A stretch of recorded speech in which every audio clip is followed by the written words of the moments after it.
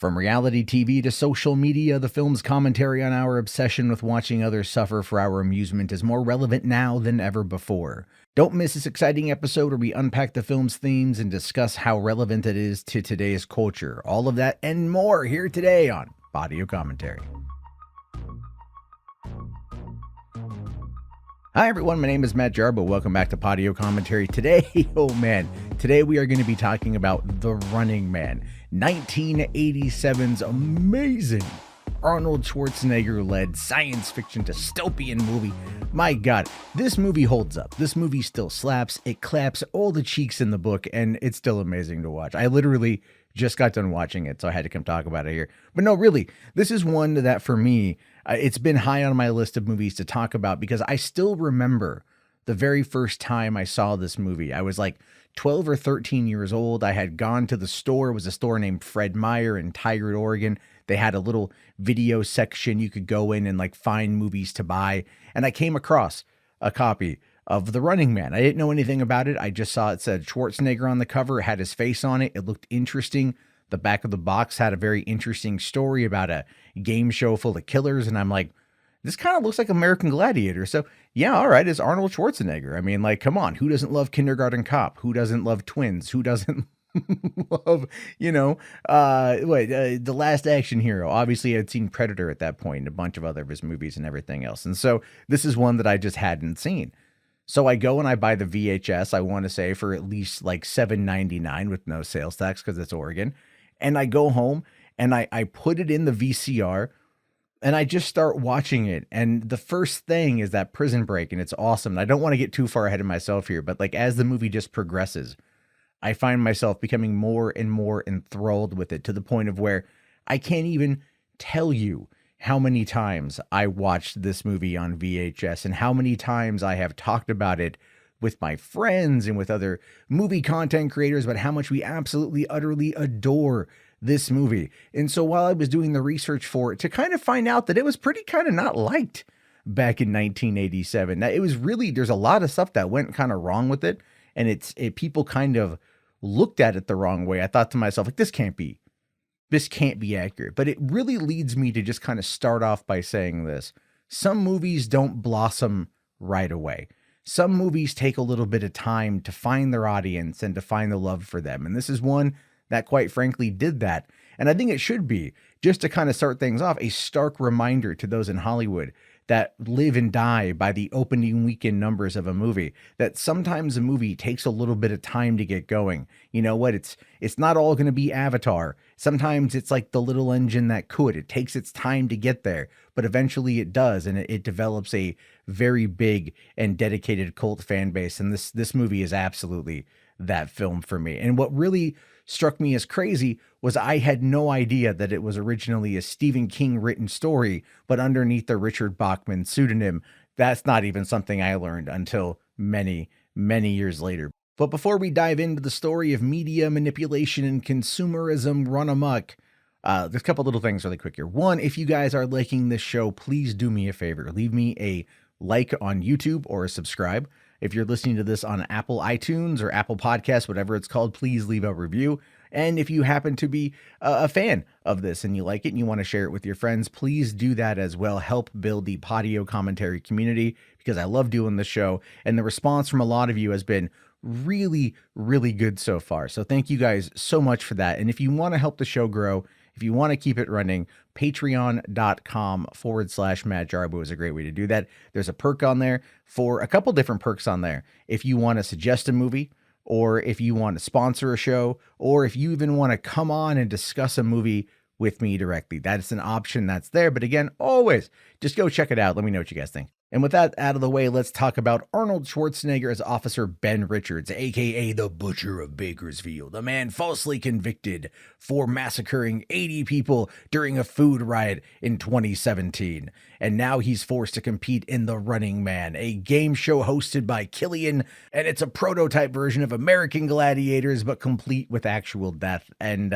again, it's amazing. And for those of you who are new to the podcast, I like to go through the writer and director, talk about how the movie was made, give my overall thoughts on the film, and then cover its critical box office and, of course, legacy. So let's start off talking about who the writer of the movie is and what is listed on IMDb. And of course, definitely the Writers Guild of America is Steven D'Souza. Now, he's an American screenwriter, producer, and film director. He's best known for his work in the action and adventure genre. Believe me, if you happen to be a fan of movies from the 1980s, you know who this guy is, or you at least are very familiar with his work. Like, Die Hard, 48 Hours, and of course, The Running Man.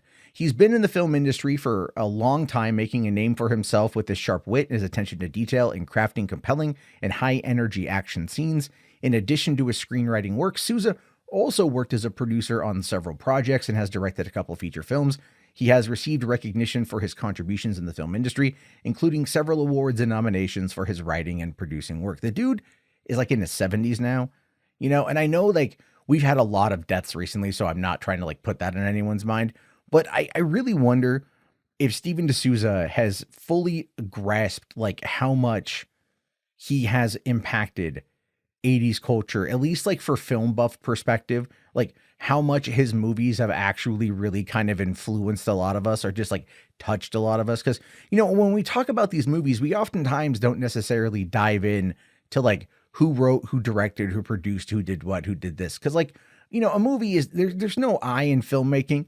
Really, and so there's always a team of people and contributions come in many different ways, right? And I just think someone like Steven D'Souza, who's been so instrumental in seeing a lot of these projects get done, or at least written in the way that they were, that I don't know if he fully understands how much he is loved by a lot of us who grew up with the 80s movies and have, continuously watched them over the span of the last 30 to 40 years. So I hope he understands that. I don't know if he ever will. I probably will never get the chance to meet him and tell him that, but obviously I just wanted to put that out here into the ether and see if you guys agree or disagree, obviously. So the director of the movie was Paul Michael Glaser. You might know him actually from his work as Detective Dave Starsky on the 1970s television series Starsky and Hutch. He not only directed this movie, he directed a couple other films, and let's see if you might recognize these ones. He was known for doing The Cutting Edge with D.B. Sweeney, The Air Up There with Kevin Bacon, and of course, the seminal Shaquille O'Neal mid-1990s classic Kazam, which many people think was actually, I think, Shazam. If there's a whole Mandela effect about that movie, go and check it out. But yeah, he did Kazam with Shaq. And look, this is his best movie. I love The Cutting Edge, don't get me wrong, but this was definitely his best work, and it was one that was his first work as well. So let's talk about how this movie came into existence, because the story, as I was able to uncover, is kind of crazy. It went through a lot of work to get done, but it had a very interesting beginning, and one that I only recently found out. So the story starts with a man named George Linder, who was a businessman and owned the country's largest supplier of lightweight wheelchairs.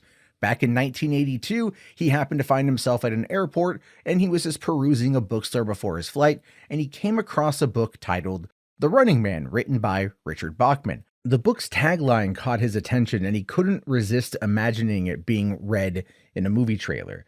The tagline says, "The year is 2019.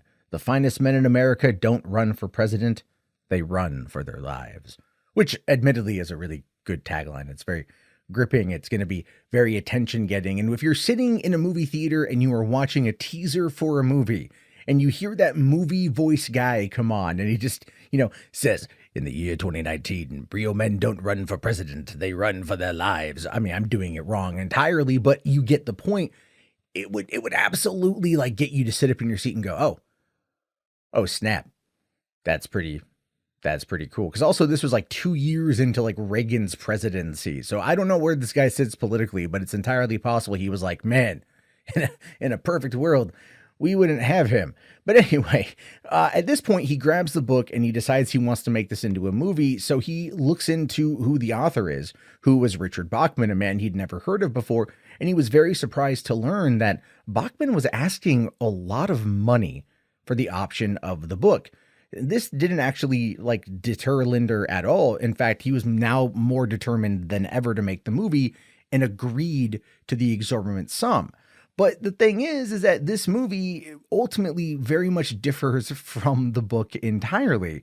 Because what we know about the book is that it actually follows Ben Richards as he participates in this reality show, The Running Man, in which its contestants are allowed to go anywhere in the world and are chased by the general public, who will get a huge bounty if they kill them. Now, that kind of storyline is one that sounds really interesting, but when you're trying to adapt it for a film, it's going to be very difficult to do. It might come across as a little bit too unbelievable, but if you look at it from the lens of a game show, it becomes all of a sudden way more condensed, way more believable, and almost intriguing, as in going like, yeah, I could see that totally happening. And again, this is in the mid 1980s. What we're talking about even now, we're talking 23 years of Survivor, for crying out loud, and all the other craziness that comes out of reality TV shows. The kind of stuff you see in this movie absolutely now doesn't really feel out of the realm of possibility. It just feels like, yeah, it's like almost like the next evolutionary phase. They show one game show in the movie called Climbing for Dollars, where it's a guy trying to rope climb and get money while Dobermans are biting at his feet. And you're like, that sounds ridiculous. That would never actually happen. And then have you seen some of the game shows in Japan? They're not as violent, but they're very similar.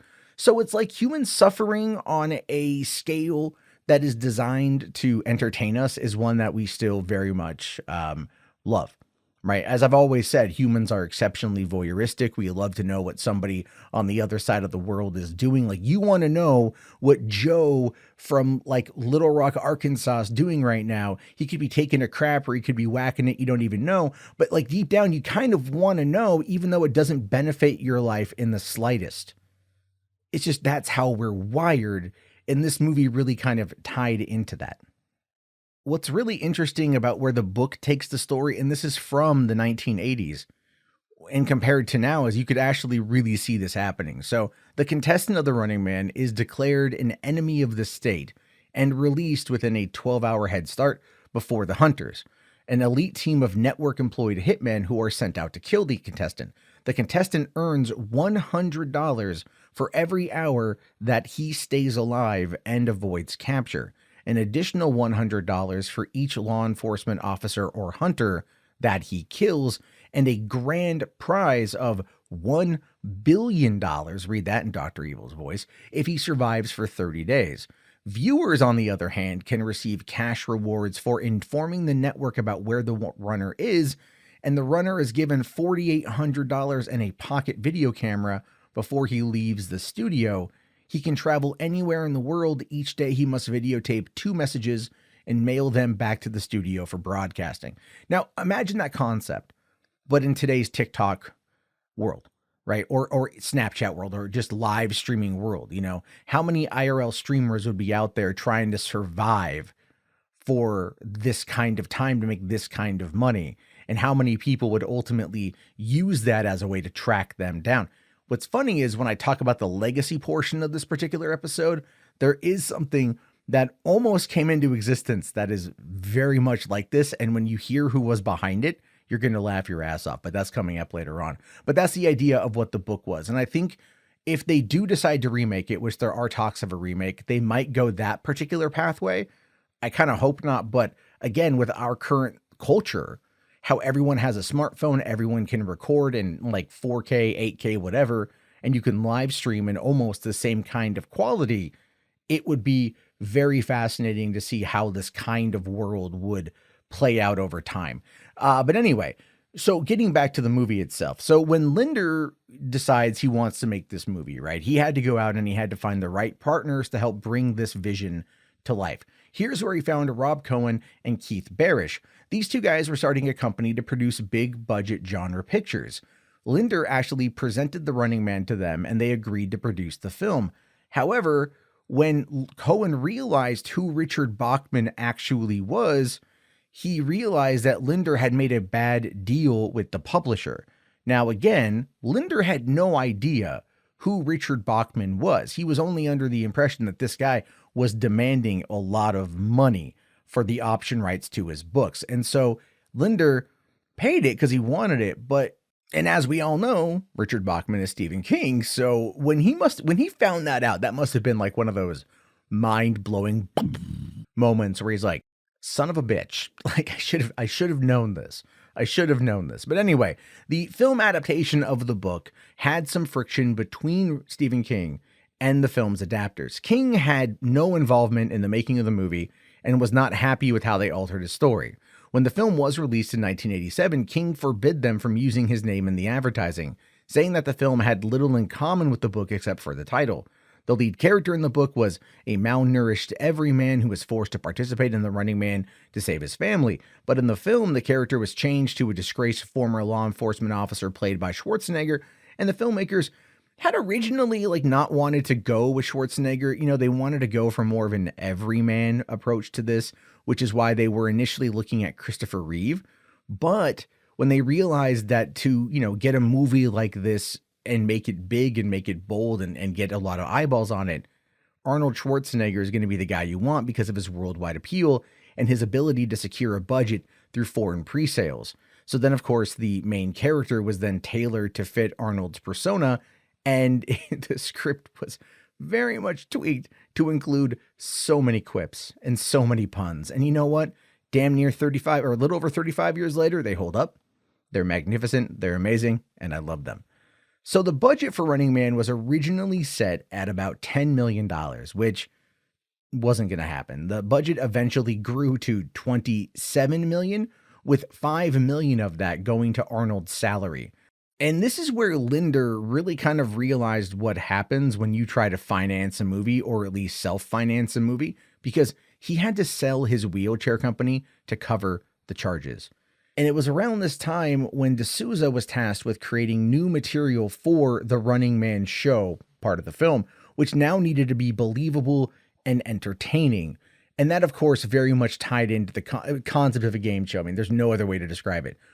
Now, the director attached at the time was a man named George Pankosmatos, who you might know from having done Rambo First Blood Part 2, as well as Cobra.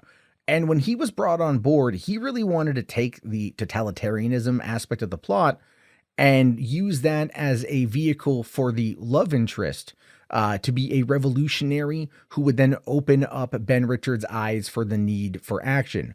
Cosmatos really wanted the upscale shots, like everything with the stores that we see, the consumerism side of it at the beginning of the film, to be shot in the largest shopping center in the world at the time, which was actually the Edmonton Mall in Canada. Now, George really wanted to take the story back to the woods. He wanted it to be like Rambo First Blood Part 2. He wanted it to be like that, to have Ben Richards chased by stalkers through the woods of Canada as a way to tell the story. I think it works better by setting it in the 400 square blocks of a destroyed Los Angeles because of an earthquake in the early 2000s, having that be the place, broken down, industrial, that kind of stuff. It just works out for the setting, especially in the 1980s. I don't think it would have worked out so well to kind of set it in the woods because, back, was it 10 years later, there was that movie Surviving the Game with Ice-T and Rutger Hauer. That's really good, by the way, but it's very much a take on The Most Dangerous Game, which if you haven't seen, definitely check it out. But it's very similar to that. So I think at this point, I just really prefer Running Man the way that it is. However, the production of the movie had, such a rocky road to get done. Like I said, it was initially budgeted at $27 million, so much so that Linder had to sell his wheelchair company. But they actually ended up having to make cuts to get it down to a budget of $18 million, which actually led to George Cosmatos leaving the project. From there, they found a couple other directors, Alex Cox and Carl Schenkel, who were also unable to complete the project. They finally found a man by the name of Andrew Davis, who had recently transitioned from being a cinematographer to a director. And when he came on board, he sat down with Stephen D'Souza and they undid all of the totalitarian eccentricities from the previous version under Cosmatos. And even though things with him went pretty well, I mean, he oversaw pre-production, casting, and choreography, they still ultimately ended up firing him from the project. Speaking of choreography, one of the more interesting little aspects to this movie is there's a bunch of dancers on the game show scenes, and there's actually those dances were choreographed by Paula Abdul herself. That's so crazy to me because I'm watching the movie again tonight and I'm looking at the dancers knowing this information and I'm like, Oh yeah, you can kind of see Paula Abdul in there a little bit, which is just a nice little piece of info for those of you out there who pay attention. Like I said, this movie had a lot of problems. All right, 8 days into shooting, they ended up being $8 million over budget, and this is what led to Andrew Davis being fired from the movie. There was an emergency meeting between Davis, Rob Cohen, and Arnold Schwarzenegger that did not go over well, and the decision to fire Davis was actually made without even consulting Schwarzenegger. From there, Paul Michael Glazer, who is known for his role in Starsky and Hutch, was brought in as the new director with only 2 days of preparation and no authority to make any changes to the script. Despite this, he was actually able to complete shooting the movie in 61 days, but the movie still ended up being $17 million over budget. TriStar, the studio behind the movie, they were cool with releasing the movie during the summer of 1987. That's when they wanted to release it. But Arnold was actually not okay with that. And he had a clause in his contract that he utilized that would actually delay the release of this movie to give his other big 1987 science fiction movie, The Predator, space to breathe. So they wanted to move The Running Man from summer to the end of the year because he didn't want it to interfere with John McTiernan's Predator, which, by the way, is just, I don't know if I can say it's a better movie. I think it's a better made movie, but I can honestly tell you I've seen Running Man more times than I've seen Predator. And I've watched Predator a bunch as well, but I've seen Running Man way more times. But ultimately, I get it. You know, Schwarzenegger had the bigger movie coming out in the summer, and he didn't want anything getting in the way of it. And you would figure that there would be a bit of a bump coming off of the success of Predator that would lead to Running Man getting a little bit of love. Sadly, like I said, not all movies launch right away. But anyway, the movie did come out in November of 1987, and we're going to talk about how well it did. But let's dive in really quickly to what I think of the movie, because this movie very much talks about consumerism, media manipulation, digital manipulation, and how the culture of consumerism and everything, like how ICS, how they control it all. You know, they shut down the schools and they got kids watching TV 24 hours a day, 7 days a week. You know, any kind of dissent is met with going to re-education camps. There's banned books, banned music, banned clothing, banned movies. Any kind of original thought seems to be something that is heavily looked down upon. I mean, obviously the movie opens up with the whole Bakersfield massacre situation and Ben Richards not wanting to do it. Fast forward 18 months, now he's in a prison break. You know, with his buddies that he's not really friends with, but they have this kind of tacit working relationship, you know. And then from there we find out that, like, he doesn't want to be a revolutionary. He just wants to go find his brother and get the hell out of town. That's all he cares about doing. But when he finds out that his brother was busted for having had impure thoughts, right, or whatever, he was sent to a re-education camp, and his apartment was then given to Amber Mendez, played by Maria Conchita Alonso, who, I looked into her casting in the movie because she hadn't really done anything. She hasn't really done like big budget things, right? It was like really this and Predator 2 a couple years later that she did, but she was like a model. You know, she competed in some of those like Miss World. I think she was like Miss Guatemala, like 1975 or something. So it's like watching the movie again, knowing that in mind, I looked at her when they go to the airport scene and she's walking and she's got the pink dress on, and it's like, yeah, no, you can totally tell she was definitely a model. And I'm wondering if that's one of the reasons why they paired her with Arnold, because growing up, I always thought that was a very weird pairing, right? It was like they just kind of had this very different energy about them. You know what I mean? And I'm not saying that as a negative. She's a fine actress and she's very attractive, but it's like, it always felt like kind of a weird thing to have that relationship between the two of them, right? Especially the way it kind of plays out even in the movie.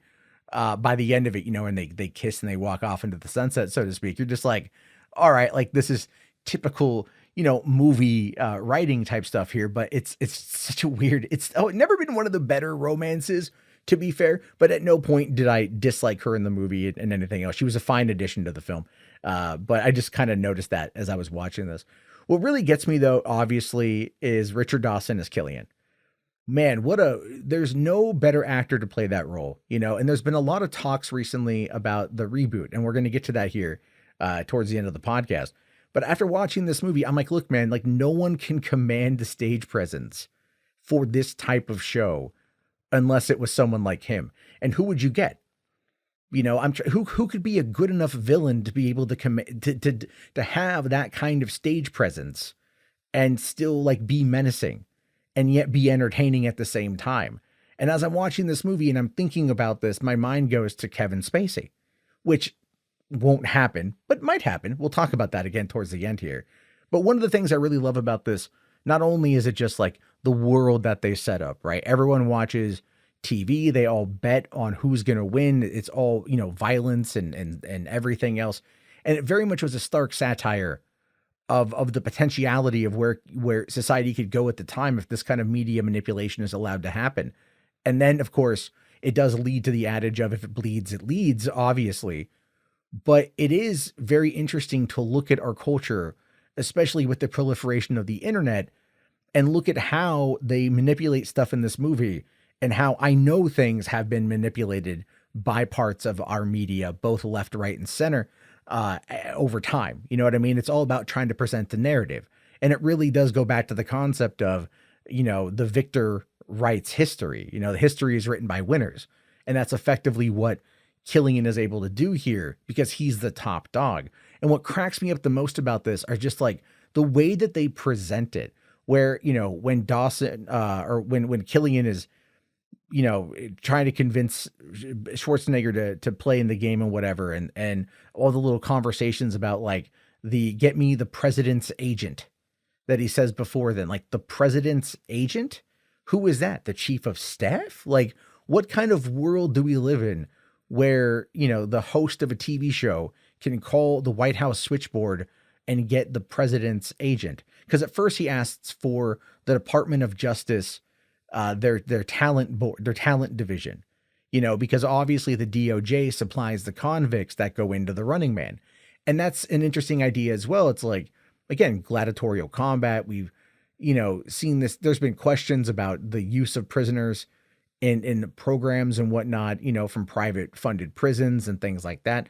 I mean, these are all things that this movie kind of gradually touches upon through just very like satirical points of dialogue that can really open the door to a larger conversation. I always thought that was really interesting.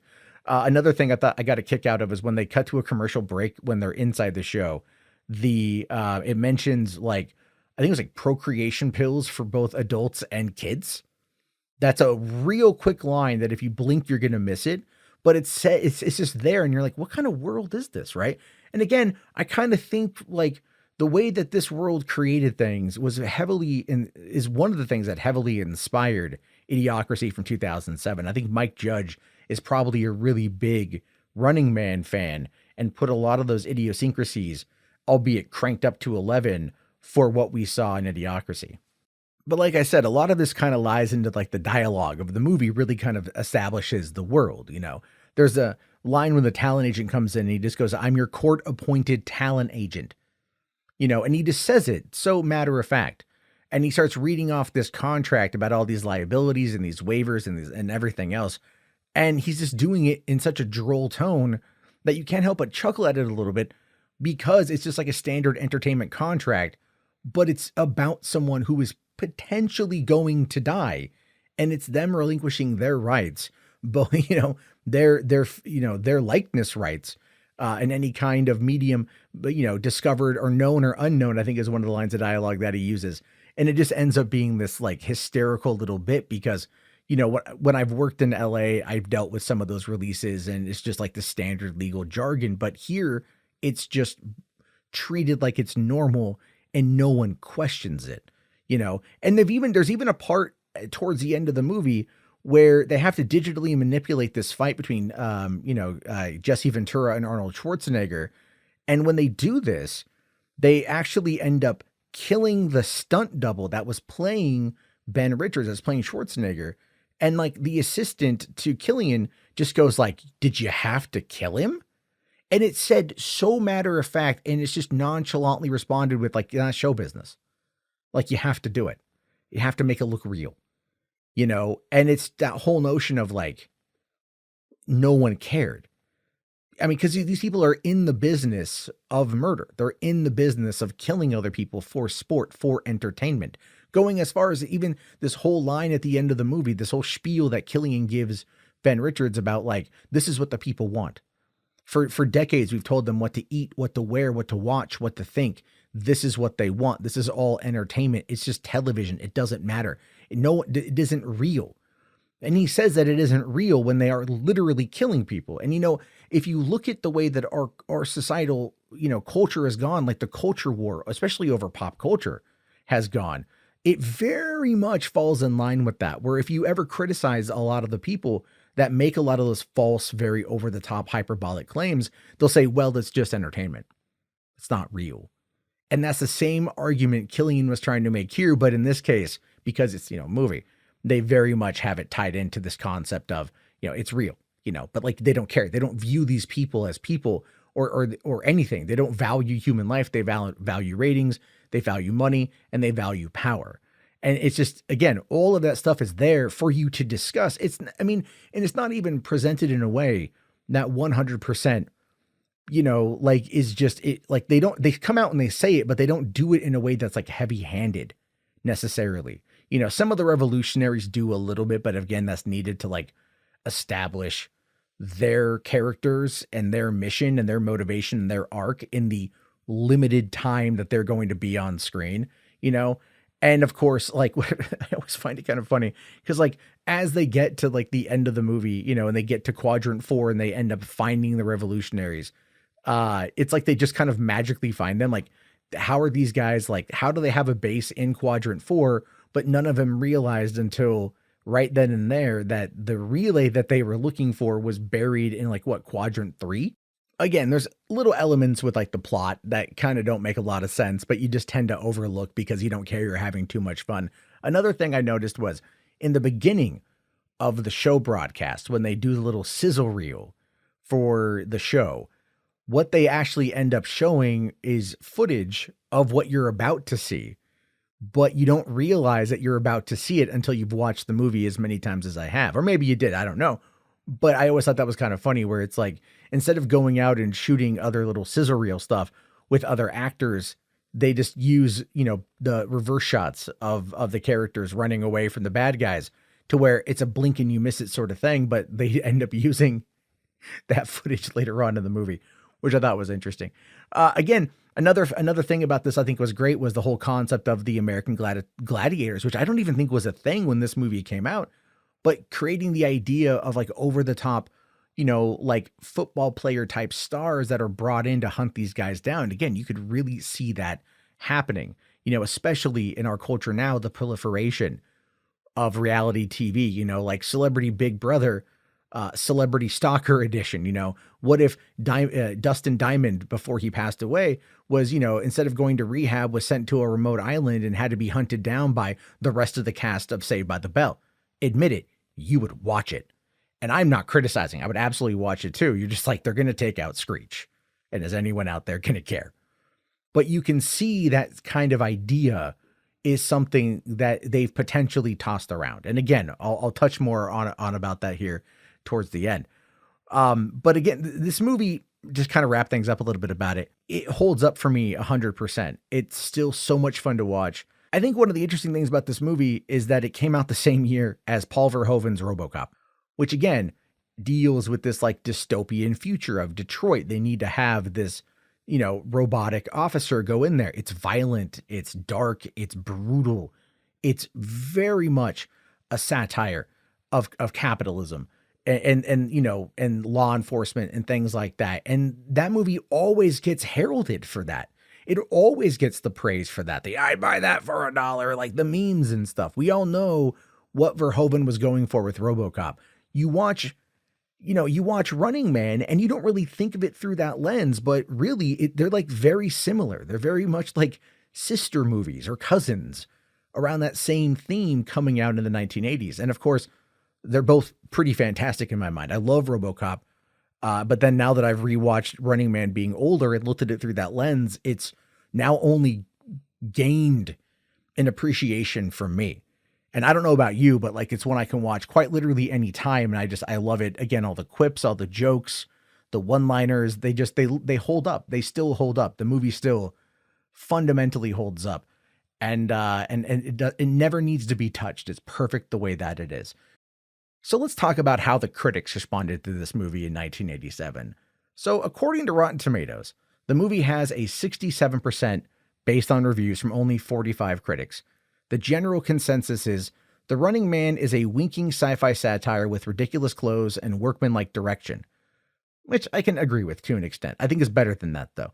On Metacritic, the film holds a score of 45 out of 100 based on only 12 critics, with mixed or average reviews, and audiences on CinemaScore back in the 80s gave it a B+. Those monsters. They didn't get it, right? They didn't get it. It's like that scene from Back to the Future where Marty's playing the Johnny Be Good, and he's all like, "You guys may not get it, but trust me, your kids are going to love it." And it's just that whole notion. When I was researching this movie, a comment I'd read had said that, this is a movie that was discovered on VHS by 12-year-olds and became their favorite film. And that person obviously was kind of self-inserting their own experience. But I'm like, yeah, no, that's about the time I experienced it myself and how much I loved this movie growing up and how much I still, to this day, at the age of 40, almost 41, still utterly love this movie, probably now more than before, because I get it now more than I did before. But what about the box office? How did the movie do theatrically? Well, like I said, it was moved from the summer of 1987 to Thanksgiving 1987 because of Predator, and the movie did open on 1,600 screens on November 13th, 1987. Unfortunately, it only grossed $8,117,465 on its opening weekend, and the movie's total gross was $38,122,105. So it wasn't really profitable. But what about the film's legacy? Well, back in 2017, on the film's 30th anniversary, The Running Man was actually cited by BBC as having made accurate predictions about life in the late 2010s, including an economic collapse and offering a critique of American television culture. Hell, Steven D'Souza even reinforced all of these ideas in a podcast given around the same time. Reed Tucker of the New York Post did say in 2019 that the film correctly predicted the widening gap between the rich and the poor, depicting homeless shantytowns and skyscrapers for the wealthy, resembling New York City and Los Angeles, and a societal obsession with reality TV. I mean, I think that was something that even back then they could predict was going to happen, right? They know how voyeuristic humans are. They know about all this stuff. So let's talk about the possibility of a sequel or a reboot or reimagining or whatever you want to call it, because literally 2 years ago, by the time this episode is released, February 19th, 2021, Paramount said, yeah, we're going to do that. We're going to go back and we're going to readapt the novel, have it be more closer to the source material, and Edgar Wright is going to direct it and Simon Kinberg is going to produce it. Now, in those 2 years, there's been no movement on it whatsoever. And quite frankly, the way I look at it is kind of like the RoboCop reboot of 2014, a movie that did not need to be rebooted, but the reboot that they made was better than it had any reason to be. In fact, they played up quite a bit about like AI and robot policing and things like that. Sam Jackson's character really talked a lot about that in the movie. Sure, it was hyperbolic, but it was kind of playing into what people nowadays are freaking out about, AI assisted stuff on the internet, right? There's a lot that goes into this story that could be really fascinating when talking about the current, idea of reality television and how it could apply to the original concept that Stephen King came up with. My question is it something that fans of the original, or even horror movie fans, Stephen King fans, just in general, would really find interesting? The idea of The Running Man in 1987 very much tied in, I think, with like the core ideas at the time of the emerging aspect of game shows, the more extreme game shows and things like that, and talking about consumerism and satirizing society. What are they going to be able to do now that's going to really kind of push the boundary? And that's where I think that maybe Edgar Wright may not be the best choice for that. And I love Edgar Wright, so this is not in any way an admonishment of his caliber of work ethic or his ability to tell a story. When I think of where modern society is now and what I think would be the better way to talk about something like this, or who would be better to do this, might be someone like Charlie Brooker from Black Mirror. Taking that kind of deeply cynical and nihilistic approach to that kind of story might be the better way to convey it. And it might just be me saying that because I happen to be a cynical and nihilistic individual at times, and I just kind of like those stories. But when I look at the current state of social media, I look at YouTube and Twitch and TikTok and Instagram and all the other platforms and how like the far edges of those, like, the fringe elements have to be pushed further and further out because they are considered undesirable. And in many ways, they definitely are. But it's like, how would that apply to where we are now? And what exactly would be happening? It's such an interesting concept when we think about it from that perspective. And of course, we'll have to wait and see what they come up with. But let me talk about really quick what I kept mentioning beforehand, how an idea like the original book was in essence going to be tried a long, long time ago. Okay, back in the year 2000, 23 years ago, ABC teamed up with a couple producers to produce a show called The Runner, which would have enlisted viewers in the hunt for rogue operatives. Yes, this would have been a person who would have been deemed a rogue operative, would have been have to cross the country, one side of the country to another, or get to certain locations by certain days in order to kind of like, hit the relay race sort of thing.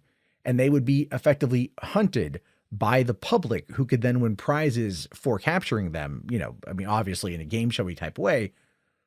But the project was ultimately shelved because of 9/11. Here's the thing. Those two producers were Matt Damon and Ben Affleck. I'm not making that up. Ben Affleck and Matt Damon kind of wanted to take this idea and they wanted to adapt it. So much so that I think even perhaps like Stephen King himself could potentially have a lawsuit against this, against the idea because of how similar it is to his original idea. However, did you know there was an actual lawsuit over this movie? And apparently it was found in a French court to have been an actual plagiarism of another French film, which in and of itself was an adaptation of another French film or French book. I can't really find any of the data on the lawsuit, like to determine what precisely happened. All I know is just that there was a lawsuit in France and the movie was found to have been plagiarized from that. There was a settlement that was made, but it's literally not been mentioned anywhere else. And it's something that never gets brought up. But apparently it happened. And so I don't know what the laws are in France for this. I feel like what the book was and what the movie was were so completely different that there really wouldn't be a lawsuit that could come from. I don't know. I just thought that was interesting. And that's something that kind of can be talked about. Maybe someone from France knows a bit more than I do, but the internet is very sparse on any kind of information on that front. But to wrap it all up, I just want to say once again, man, I effing love this movie. It's so good. It's so much fun. I have a blast watching it. Buzzsaw, Sub-Zero, Fireball, Captain Freedom, Dynamo. All the stalkers are just brimming with personality, and they're horrible people and you want to watch them die, and you do watch them die, and it's fantastic. But it's like, I don't think you're going to be able to recapture that magic once again. I just don't think it's going to happen. You're just not going to be able to do it. So don't even bother doing it. Just enjoy that this movie is out. Enjoy that on its, 35th anniversary, Paramount put out a 4K Steelbook, which, as I just found out tonight, is currently unavailable. So I can't buy it, unfortunately, but I will get it one day. And obviously I want to hear your thoughts, your opinions. Let me know what you thought of 1987's The Running Man. And if there's movies you want me to talk about, you guys, patreon.com/Matt Jarbo, a great way to do that. If you're listening to this on Apple Podcasts, please leave a review or share it with your friends, Spotify, Google Podcasts, anywhere like that. I will talk to you guys later. I'll talk to you all next week for the beginning of March. And I haven't fully figured out the schedule yet, but I do think that it's either going to be The Frighteners or Stranger Days. Strange Days, the James Cameron one. Anyway, guys, I'll talk to you guys next week. Have yourself a great day. Thanks again, and peace out.